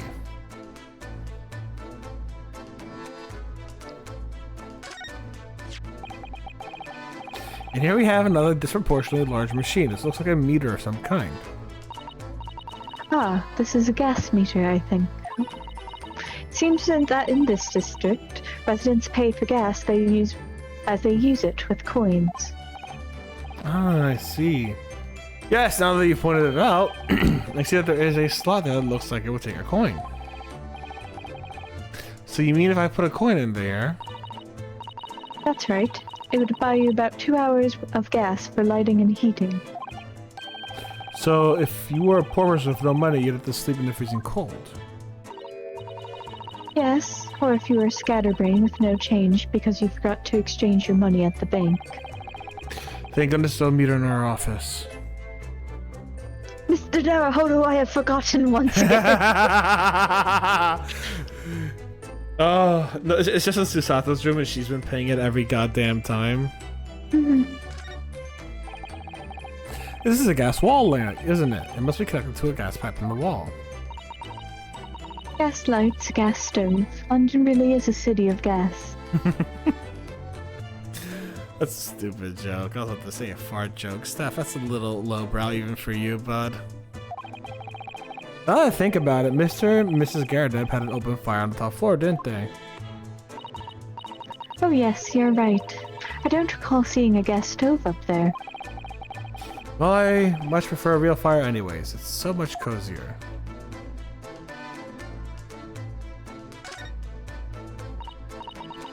Oh, the poor man, so young to die. Do you suppose it was a very painful death, being poisoned as he was? I don't know. All we can do now is hope that he'll be reborn to a better life. Yes, I suppose you're right. I wonder. Do you think that putting our hands together in a Japanese prayer will help a British soul? Sorry. I made sure I had a reference at the ready for just such an occasion as this, actually. This book is entitled The Beginner's Guide to Praying for the Departed, the British Way. I'll just reread it now, one moment. There's quite a spine on that book, isn't there? I mean, you just pray. This is extravagant bright costume. I mean, to be fair, there's definitely differences. Especially monotheistic versus not. Yeah. I mean, yeah, I guess so. What was the predominant religion in Japan in the 1800s? I don't know about the 1800s. And Shintoism and Buddhism are like two of the big ones over there. I don't know which one was more prevalent when. I've completely forgotten. The Meiji Restoration, Shinto was made the state religion in 1868 by the Meiji Restoration. With the Meiji Restoration in 1868 and its accompanying centralization of imperial power, the modernization of the state, Shinto was made the state religion. So it would be Shinto, yeah. I didn't know if it was Shinto or Buddhism either. I didn't know. I was just like, I'm not educated enough to make a guess, but you got it right. Somehow they look out of place in this room with a grim, shady going-ons. This one looks like a king's attire. A king? I've always dreamt of being a king. Oh, I think he'd be more suited to a feudal lord, a daimyo or such like. With a chomong top dot? Every Japanese man wishes he had a chomong. Oh, you'd look wonderful with one, and you already have the sword. Look up a chomong. I think that's the style that Pain had, the typical Japanese, if I'm not mistaken. Yeah, it's... Oh, no. It's... Oh, yeah, it is. You're... It's what Fire Lord Zuko has. I think? Chungwon hairstyle. Okay, no, it's... Huh.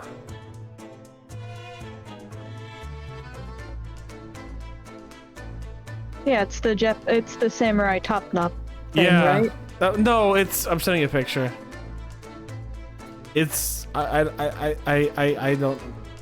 don't know how to describe this.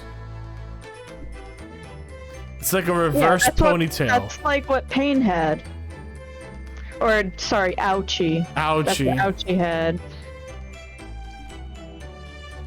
Let me look at Prosecutor Ouchie real quick, see what he got. Yeah, you're right. In the first game. No, you're right. You're right. It's akin to what Ouchie had. I just guess I forgot. Yeah, okay, no, you're right. You're right. You're right. Naruhodo would look bad with that. My personal opinion. Don't do it, Naruhodo. Can you imagine what would actually happen if I walked around the streets of London with a chonmog and a sword? I don't know. Yeah.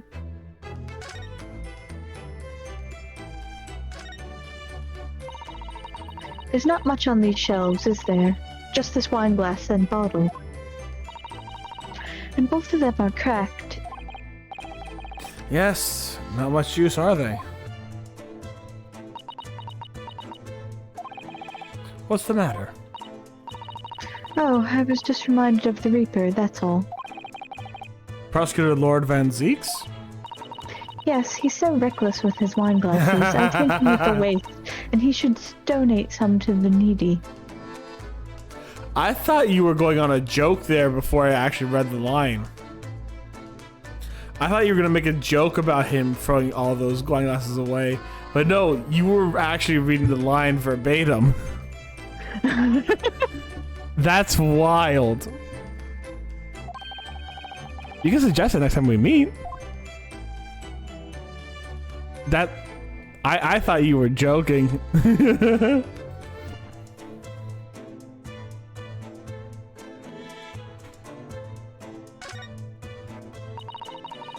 As we've seen from the outside, the window is completely bricked up.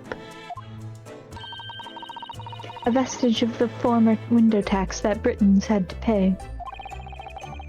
What strange things they used to tax in Great Britain. I mean, making people pay for the number of windows they had on the property? It's extraordinary. It's heartbreaking to think of the poor having to block up their windows just to avoid an unaffordable tax. Oh. What is it, Mrs. Otto? If you look closely, a number of the bricks are loose. Oh no.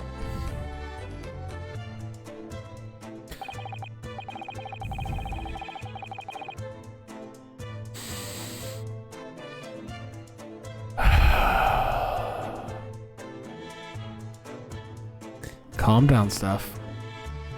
Really? Just 2 bars of soap. Just 2 bars of soap. Really? Just 2 bars of soap. Really? Just 2 bars of soap. This is what you're seeing here. Okay. What am I supposed to see? It's 2 bars of soap. It's 2 bars of soap. Katie? Honestly, every time I do this, I'm just like, wow, I really don't have a dirty mind, do I? Oh, do you have a dirty mind now? Every time you're like, you have to take a moment to compose yourself, it opens up something new to me, and I'm just like, really?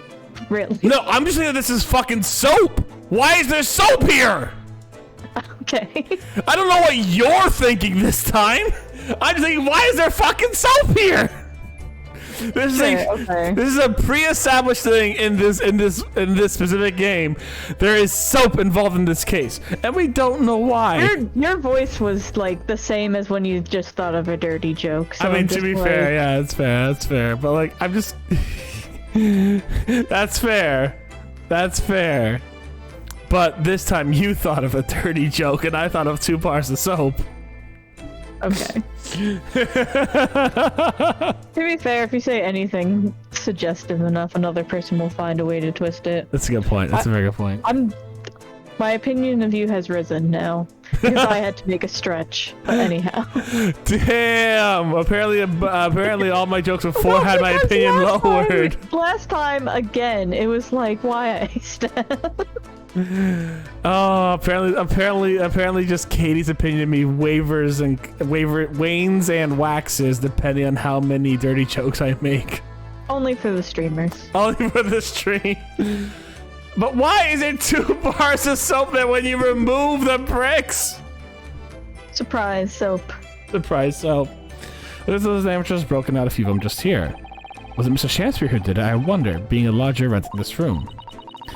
Ah, look at this, Mr. Naruhodo. 2 conspicuously placed pieces of soap. On the outside, there's a little ledge. And there's something on it. What outside?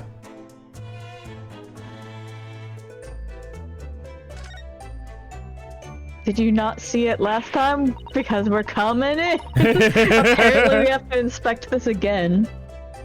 It's so cold outside, you can feel it through this gap.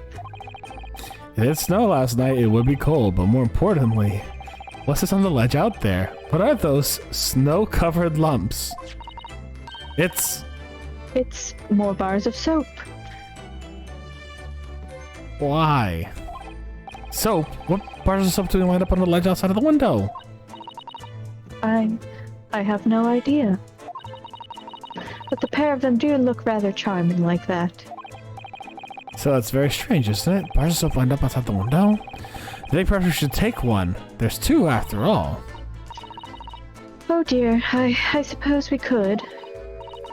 Oh, what's this? Look here, at the soap. Ah. Do you see in the middle there? There's a patch that's a different color. It's sort of transparent, but... Some sort of fancy design, I suppose? Only in Great Britain. Is it just soap spelling I know instead of cheese spelling out I know? This is note being like, I know who the murderer is on that soap and we have to find out who wrote it. It looks like the Hinomaru flag of Japan, doesn't it? How wonderful. Probably a very expensive brand. Expensive? Then what's it doing in a ramshackle old room? Okay, you know what we gotta do now that we got it in our court record.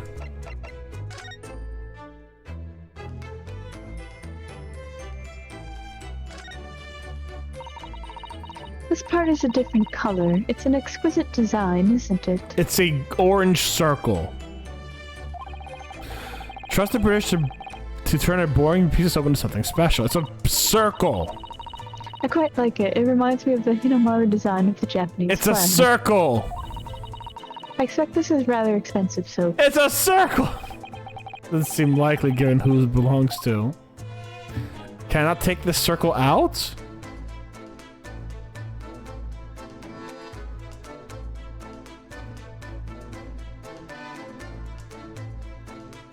Can I not take that circle out? You cannot currently. Currently, take a bite. Yeah, let me. I appreciate you took a bite with me. I gotta say that I felt a lot of solidarity there. I think there's one more thing to examine, by the way.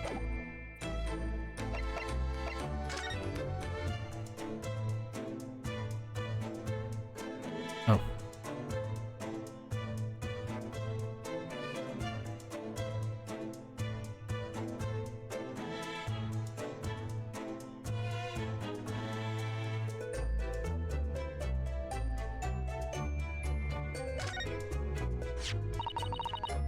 What's this? It looks like a part of an envelope, I think. Yes, I think you may be right. Perhaps it was torn off when the letter was opened. That's significant.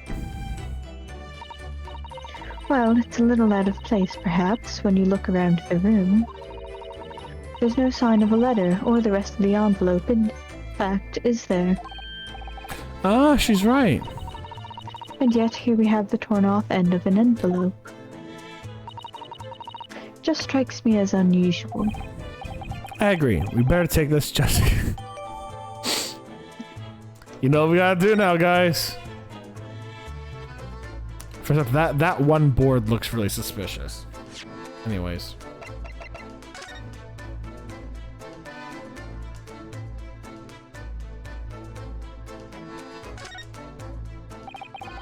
Whoever opened this envelope didn't bother with a letter opener or scissors, did they?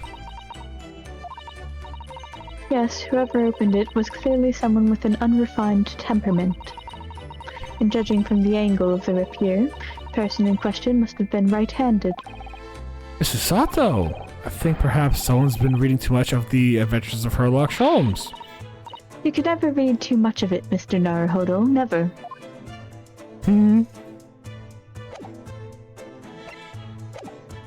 That one plank does disturb me a little bit.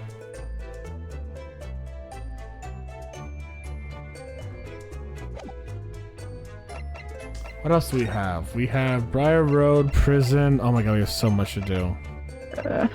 We're not getting to the thing tonight, I bet. Where is the thing? Is that one of these?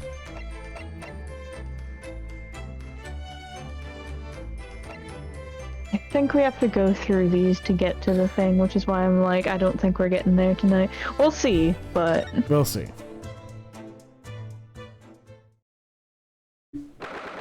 Hey, the room looks almost good. It looks a little cleaner, actually. Here we are again, the eccentric landlord's eccentric top floor abode. We're here because Mr. Garredeb's the one who discovered the incident this morning, don't forget. Ah, you chaps, eh? Yes, good morning, sir. Thank you for your cooperation in court yesterday. It was quite a trial. Such for Mr. Garredeb as anyone, really. Came straight back here after all the business at the Bailey yesterday. Didn't expect to wake up to more bally nonsense this morning.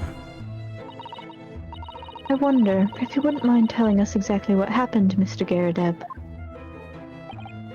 Yes, I suppose you'd like to know all about that dead loss of an actor chap in the ground floor. Those were exactly Inspector Gregson's words, weren't they?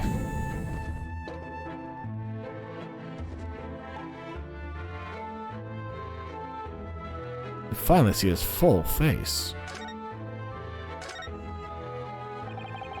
Must have been a real shock for you this morning. I hear that you discovered what happened.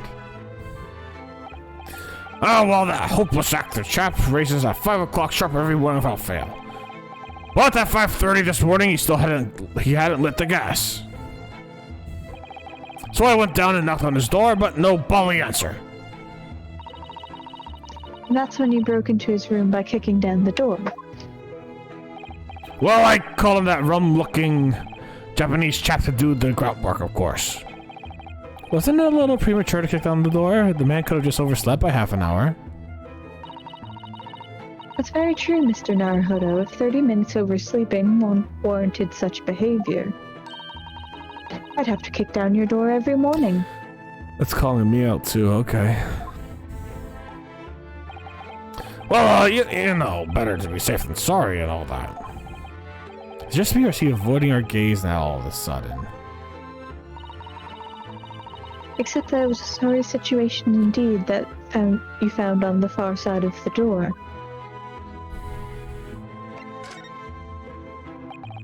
The victim's name is Mr. Shamspeare, I believe. Is that right? Yes, William Shamspeare took the ground floor room 3 months ago now. And how would you describe him? In a word, destitute.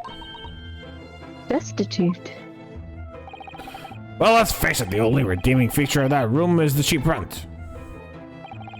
Anyone wanting to live in a place like that is either broke or has the bally screw loose. So hard to choose category which Soseki would fall into.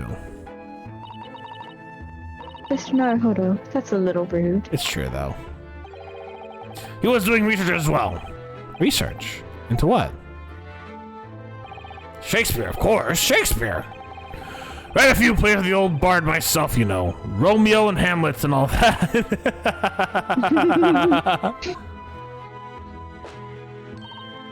Yes, William Shakespeare is England's most highly regarded classical playwright and author. He's known as Sao in Japanese, you know, and many of his works have already been translated. It is incredible that Shakespeare was shortened to Sal, though. Someone was too heavy-handed there. There were a lot of costumes in the victim's room, actually, weren't there? Of course, Mr. Natsume is a scholar of English literature as well. I imagine he and Mr. Shakespeare would have had much in common. Shakespeare interpretation disagreement leads to shocking murder. Let's hope it's not that. Mr. Naruhodo, really, how rude. I was thinking. After the Southwest trial, you said you came straight back here, I believe, didn't you? Did you notice anything strange between them this morning?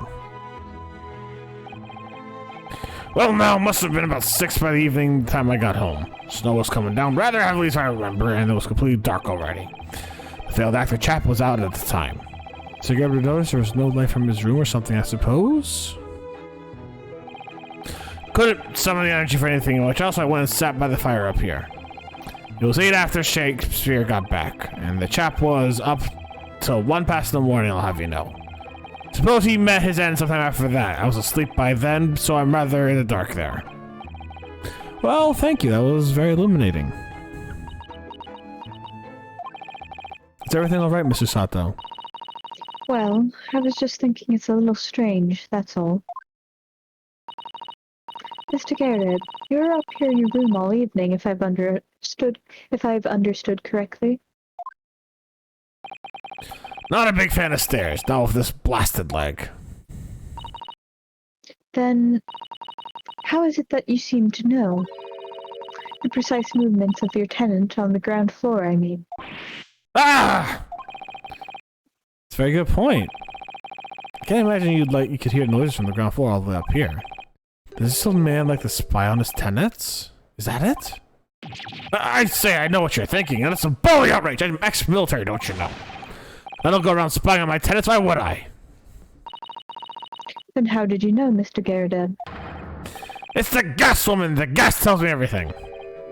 The gas?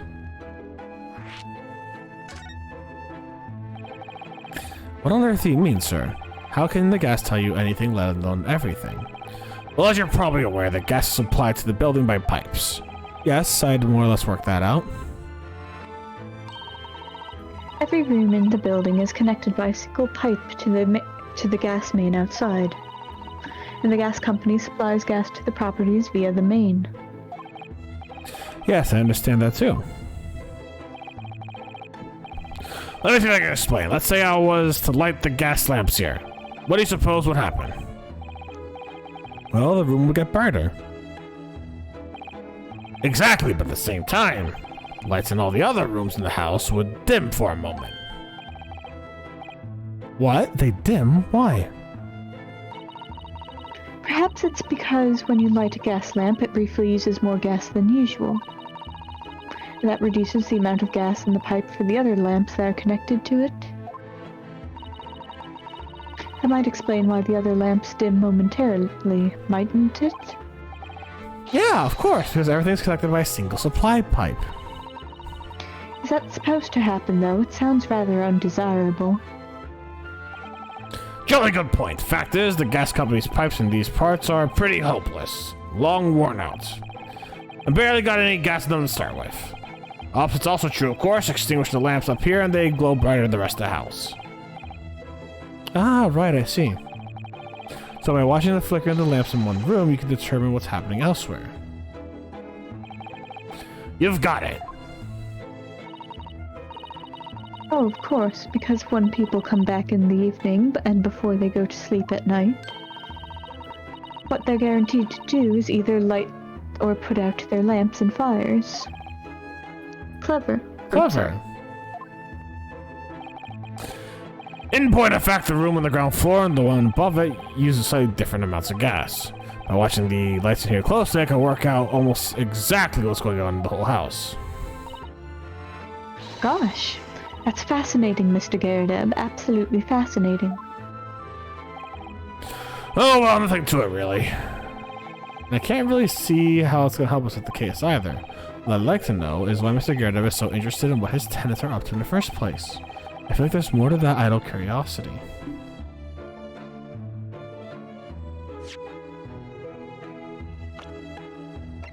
Behold my attorney's badge. Oh, yeah, hold on. Right, thank you.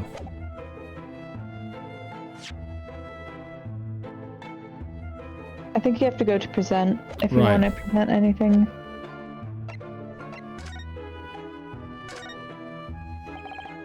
Mr. Garrideb, can I show you this?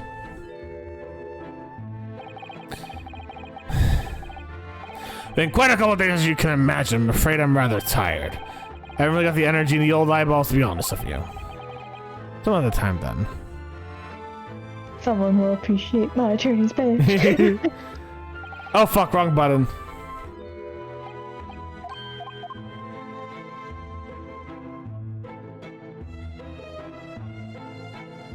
Oh, I can't do... Oh, I can't go to people, huh? Kinda curious on this. Mr. Nope.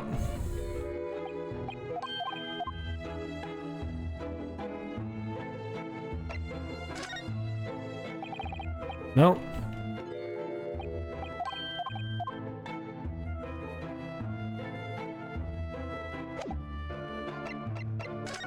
Let's take a look around his room, shall we? Oh, a copy of Rancid magazine. The Adventures of Sherlock Holmes is being read all over London. Isn't it wonderful? Naturally, one asks oneself if such a single detective could really exist. But having met the chap, it's undeniable he's most certainly singular. Singularly dangerous!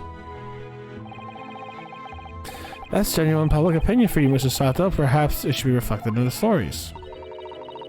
Make no mistake, Mr. Naruhodo, I intend to snuff out the sort of public opinion we just heard, personally. Ooh, I'm starting to see where Mr. Sholmes' untainted reputation comes from now.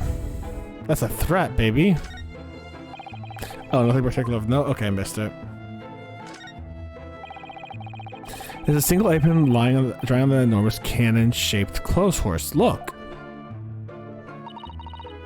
No, Mr. Naruhodo, that's a real cannon. I knew that. I was just testing you. Piece of history, that is. Seen plenty of action on the battlefield, I can tell you.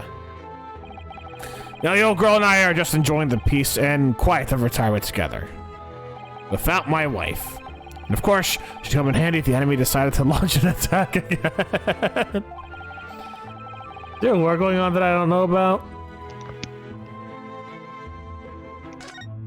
I need it for self-defense. That's your military uniform, isn't it, Mr. Garadeb? Well, ceremonial garb, yes. Been hanging on the wall ever since my retirement bash. Not an active service now, you know.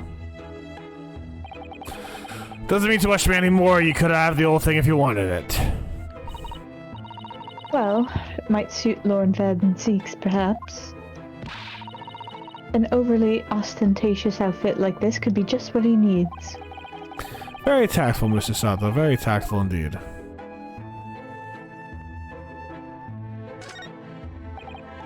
Ah, yes, those enormous mortar shells. It's quite something seeing them up close, isn't it? Didn't he say something about firing them into the barracks, Mr. Garadeb?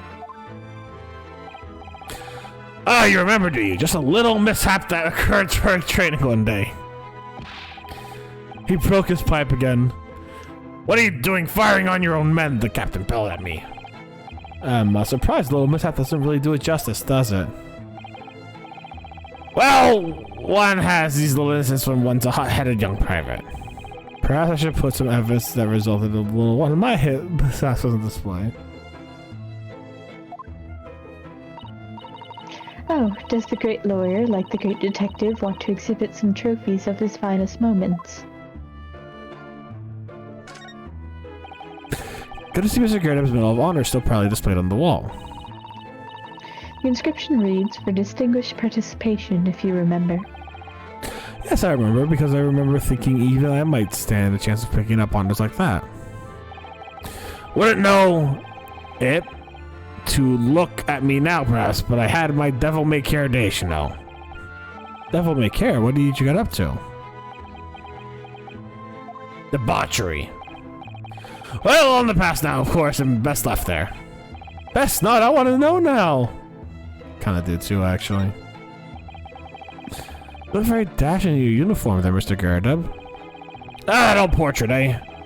Drawn by an art student who used to rent the room downstairs. Oh, you look so wonderfully young and courageous and strong. Was this art student named Olive Green, perchance? Yes, well, the chap presented it to me one day and asked if I'd let him take off the month's rent in return. Oh, I see. So you did, presumably? I bloody well did not!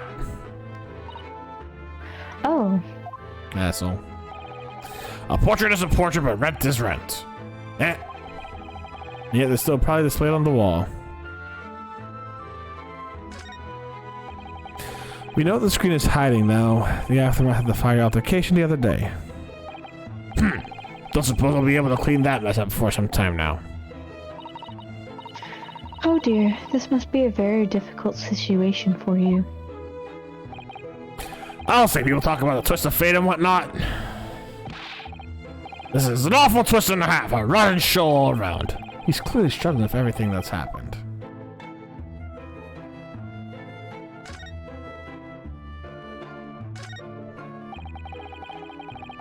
And that's an impressive collection of cakes on that fancy silver cake there. I feel sure that I was full of cakes when we first investigated in here as well. Yes, quite right. Haven't touched it since. Haven't had much, really, since it all happened. Time's rather stood still for me, you know. Oh.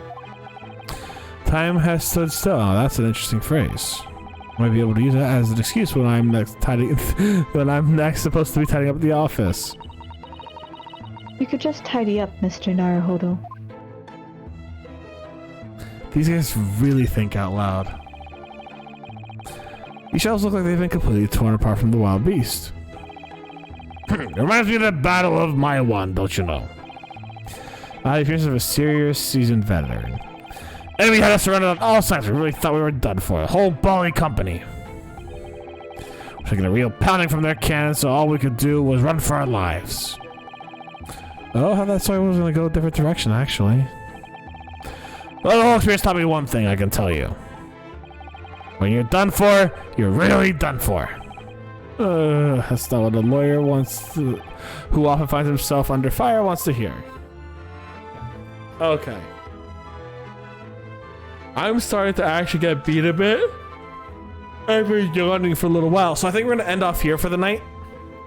I know we'll get to that funny place soon, Katie. I promise. We'll hit that. In 10,000 years. Next week. Next week. So, YouTube. Hey, thanks for joining on in. I hope y'all enjoyed it. If you did, make sure to like, subscribe, all the good stuff, and I'll see you soon. Stay safe and stay Botanist Cool, YouTube. Bye.